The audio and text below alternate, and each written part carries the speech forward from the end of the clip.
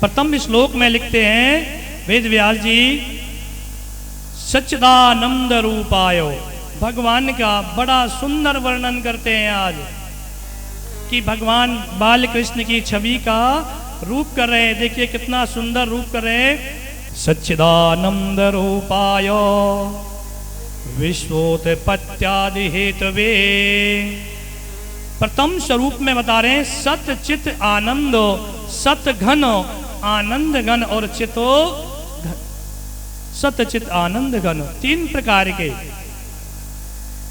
स्वरूप है। सत अर्थात तो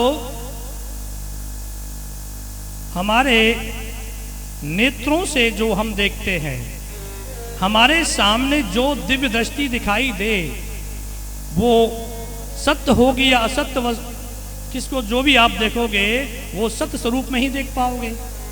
नेत्रों से जो आप देख रहे हैं इस ब्रह्मांड के अंदर, हमारे चक्षुओं के द्वारा जो देख रहे हैं वही सत्य है, वही प्रमाण है।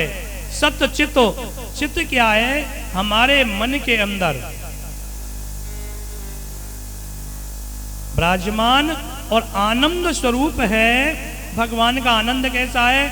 आनंद की परिभाषा करें तो उसका कोई स्वरूप नहीं है। विवरण करते जाएं तो आनंद का कोई स्वरूप तक नहीं मिल पाएगा आपको। आनंद कैसे प्राप्त होता है? किसी वस्तु को जब हम देख रहे हैं, उस कार्य को हम कर रहे अपने तन के द्वारा, सत चित आनंद। अगर हमने कोई कार्य किया, हमारे मन को बड़ी संतुष्टि लगी, तो हम क्या कहते हैं? बड़ा ही आनंद आया। अब आनंद क्या है? क्या कभी देखा?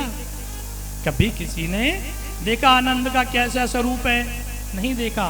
सत्य को आप देख रहे हो, प्रमाणित रूप में आप देख रहे हैं कि सत्य ये है, चित्त मौन है और आनंद अप्रकट है, जो प्रकटता ही नहीं है। किसी वस्तु को हम खाते हैं, बड़ा आनंद आया, वही सत चित आनंद, सत घन आनंद घन स्वरूप है, चित घन है। ये ऐसे मेरे परमात्मा प्रभु बाल कृष्ण भगवान की छवि स्वरूप है। तटस्थ लक्षण में फिर व्यास जी कहते हैं उनसे, कैसे? विश्वोत्पत्त्यादि हेतवे तापत्रय विनाशाय, यानी विश्व की उत्पत्ति करना। विश्वोत्पत्ति इत्यादि हेतवे, भगवान का कार्य क्या है? तटस्थ स्वरूप में उत्पत्ति करना, पालन करना और प्रकृति को नष्ट करना। तीन प्रकार। विश्वोत्पत्त्यादि हेतवे तापत्रय विनाशाय श्री कृष्णाय वयम नुमः। इस श्लोक में बता रहे हैं विश्व की उत्पत्ति करना, पालन करना और नाश करना।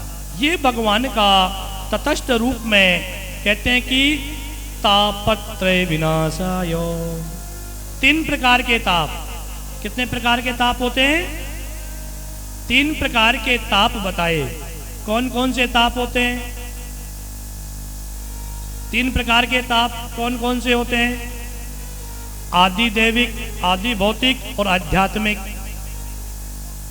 तीन प्रकार के ताप भगवान का भजन करने से, नाम संकीर्तन करने से तीनों प्रकार के तापों का समन होता है। ऐसे हमारे भगवान का स्वरूप प्रथम श्लोक में वो बताते हैं कि दैहिक दैविक भौतिक तापा राम राजे नहीं काहुन व्यापा। कैसे? दैहिको, दैविको, भौतिको। अब दैहिक ताप कौन सा होता है? दैहिको जो हमारे देह के द्वारा हमारे शरीर में, अब आप समझ लीजिए कि जैसे हमारे शरीर में कोई रोग लग गया कोई रोग लग जाता है, बार बार दवाएं लेते हैं, डॉक्टरों के पास जाते हैं, दवा लेते हैं और वो रोग छूटे ही नहीं, उसे कहते हैं दैहिक, यानी कि हमारा शरीर का जो ताप है वो बढ़ रहा है। दैहिक, दैविक, दैविक ताप किसे कहते हैं?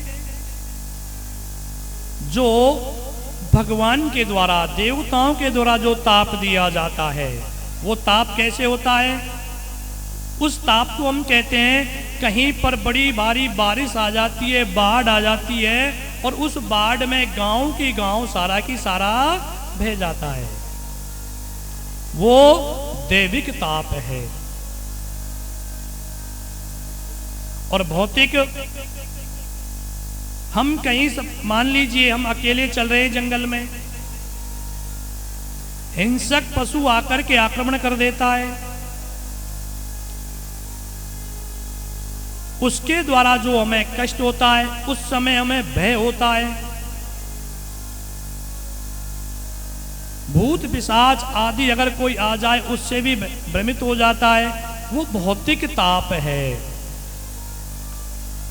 तो देखिए प्रथम श्लोक में कितना सुंदर वर्णन किया कि इन 3 प्रकार के ताप, विश्व की उत्पत्ति करना भगवान का स्वरूप तटस्थ है, लक्षण है, सत्यचित आनंद स्वरूप लक्षण है, और 3 प्रकार के तापों को प्रथम श्लोक के अंदर श्रीमद्भागवत के श्लोक में प्रथम में बताया। ऐसे हमारे भगवान गोविंद हैं, बाल कृष्ण भगवान हैं, इसलिए हमें उनकी छवि भजन अवश्य करना चाहिए।